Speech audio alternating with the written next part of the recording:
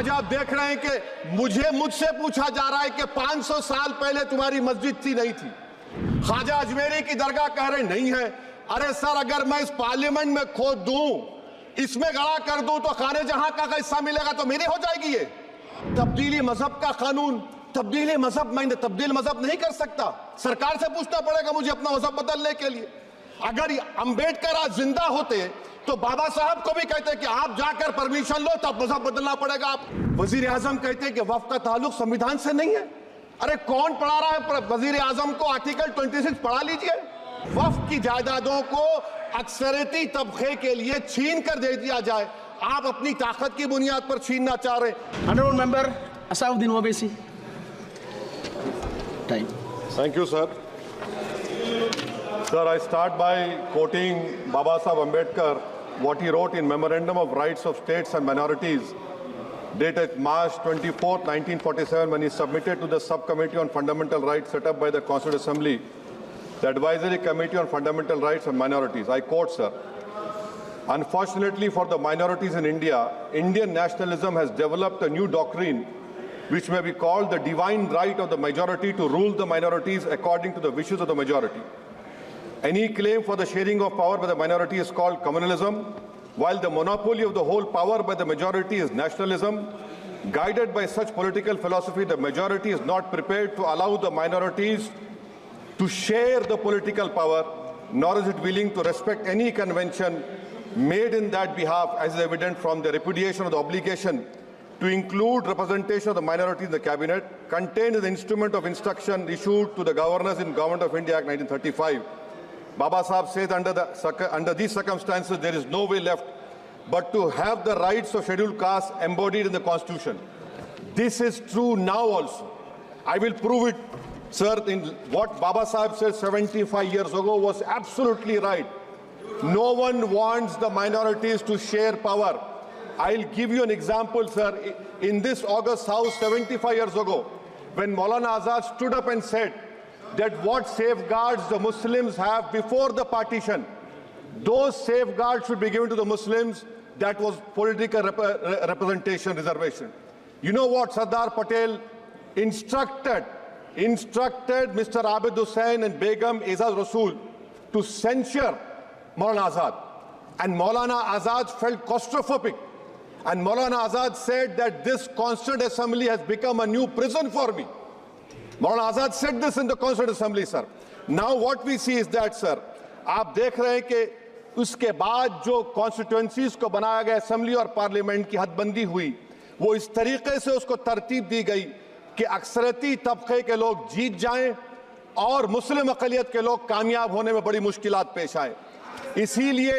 इसीलिए 2007 में सच्चर कमेटी ने कहा था, सिफारिशात में कहा कि अब जब हदबंदी होगी तो माकूल तरीके से बनाए जाए ताकि मुसलमान पार्लियामेंट और असेंबली के इलेक्शन जीत सके।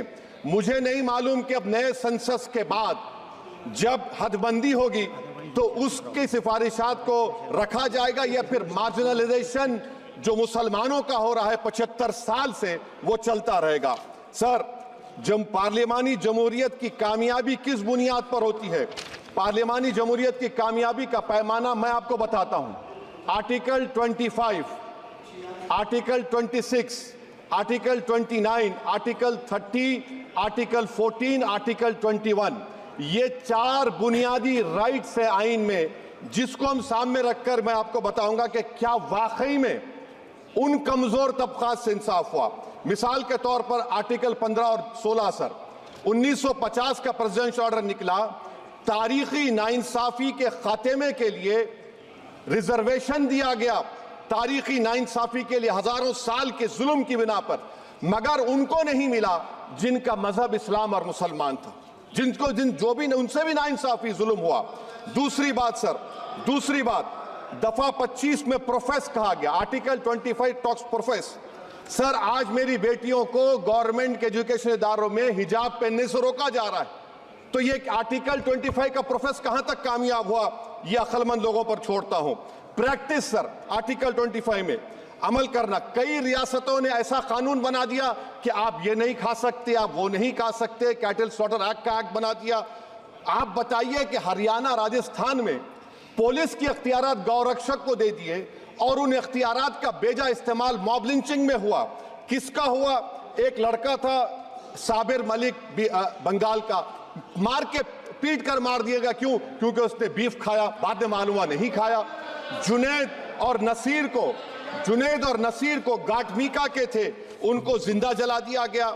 सर फिर प्रोपगेट, आप ये आर्टिकल 25 का 3rd सेक्शन प्रोपगेट, आज आप देख रहे हैं कि मुझसे पूछा जा रहा है कि 500 साल पहले तुम्हारी मस्जिद थी नहीं थी। ख्वाजा अजमेरी की दरगाह कह रहे नहीं है। अरे सर, अगर मैं इस पार्लियामेंट में खोद दूं, इसमें गड़ा कर दूं, तो खाने जहां का हिस्सा मिलेगा तो मेरी हो जाएगी ये। आप बताइए। अब आप देखिए ये प्रोपोगेट क्या हो रहा है। अच्छा, जो तब्दीली मजहब का कानून, तब्दीली मजहब, मैं तब्दील मजहब नहीं कर सकता, सरकार से पूछना पड़ेगा मुझे अपना मजहब बदलने के लिए। अगर अंबेडकर आज जिंदा होते तो बाबा साहब को भी कहते कि आप जाकर परमिशन लो, तब मजहब बदलना पड़ेगा आपको। ये हालात आज यहां पर पैदा हो चुकी है। सर आर्टिकल 26 देखिए, it gives religious denomination the right to establish and maintain institution for religion charitable. वजीर आजम कहते हैं कि वक्फ का ताल्लुक संविधान से नहीं है। अरे कौन पढ़ा रहा है वजीर आजम को? आर्टिकल 26 पढ़ा लीजिए। आर्टिकल 26 की बात कही गई।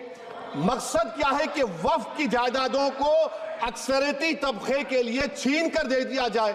आप अपनी ताकत की बुनियाद पर छीनना चाह रहे हैं। सर दफा 29 पे आ जाइए, आर्टिकल 29। लैंग्वेज का, जबान का तहफ़्फ़ुज़ है। उर्दू को खत्म कर दिया गया। वो उर्दू जिसके हमारे मुजाहिदीन आज़ादी ने नारा दिया था, इनकलाब जिंदाबाद का, उस जबान को आप खत्म कर रहे हैं।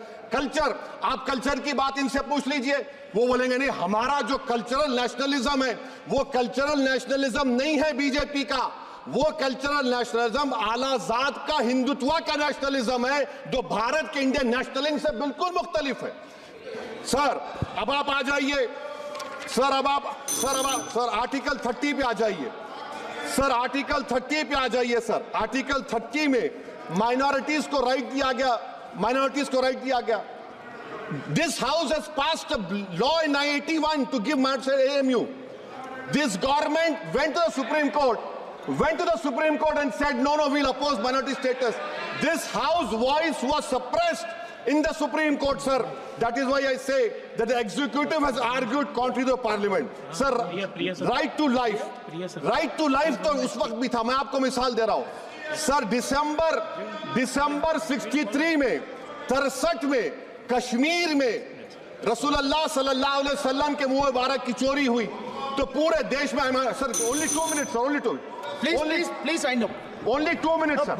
Please, sir, only 2. Time is not the Prime Minister has to. Sir, I'm concluding, sir. I'm concluding. Raja Sahab, I'm concluding. Please, He has to reply. Listen to me, sir. Sir, my Shikwa Hind Please, 1 minute. I'll conclude, sir. 2 minutes. Now, in Article 20, after that in 63, 8 lakh Muslims were pushed into East Pakistan. What has changed? Please tell me. 2013 Muzaffarnagar, 50,000 were shifted. Sir, riots happened. Nelli massacre, Hashimpura, Maliana, Mumbai 93, Ahmedabad 69, Gujarat 2002, 22, Delhi 84, Delhi. Nothing has changed, sir. Lastly, sir. Please. Lastly, sir, on judiciary, sir, on judiciary, sir, I'm concluding. On judiciary, sir, CAA is not being heard. 2 sitting chief ministers get bail, but Stan Swami died in the prison, sir. That is why I say the institution functioning of Obviously, please conclude. And lastly, sir, just now Ravi Shankar Prasad has quoted a book. In that book, there's a Tipu Sultan also.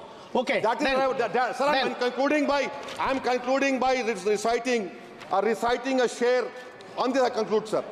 Nisar मैं तेरी गलियों के वतन के जहां चली है रस्म के कोई ना सर उठा के चले जो कोई चाहने वाला तवाफ को निकले नजर उठा के चले सर हम जिस्म व जान बचा के चले बहुत है जुल्म दस्ते बहाना के लिए सर हम जो चंद अहले जुनू तेरे नाम लेवा है इख्तिदार की कुर्सियों पर बैठने वाले जो लोग थे और है वो इंटेलेक्चुअली डिसऑनेस्ट है संविधान सच्चा है जय भीम जय